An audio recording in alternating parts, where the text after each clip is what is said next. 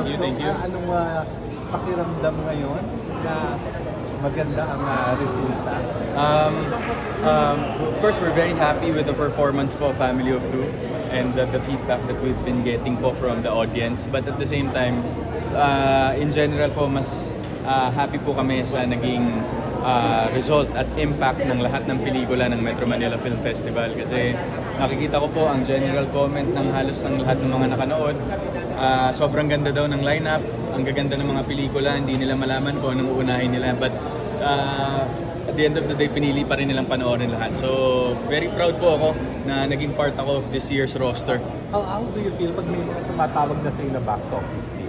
Hindi po. Well, hindi ko i-claim kasi yun dito, Larry. I won't claim that.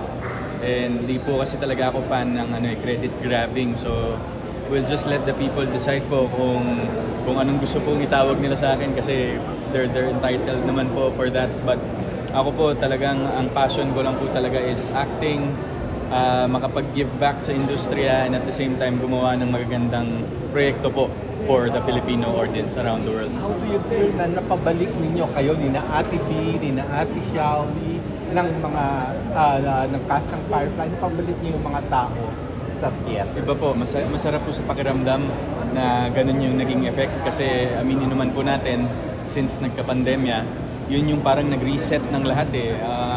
And because biglang naging parang big hit ang streaming, medyo yun yung naging comfort zone ngayon ng mga tao na manood ng mga pelikula at contents sa kanilang mga tahanan.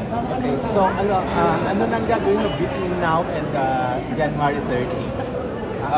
So between now, tomorrow po, may konti pa, may mga block screenings pa po tayong pupuntahan, and of course, kung kayang mag-singit ng ibang cinemas. But most likely po on my end, nagpe-prepare na po ako for my vacation. Excited na? Very much po.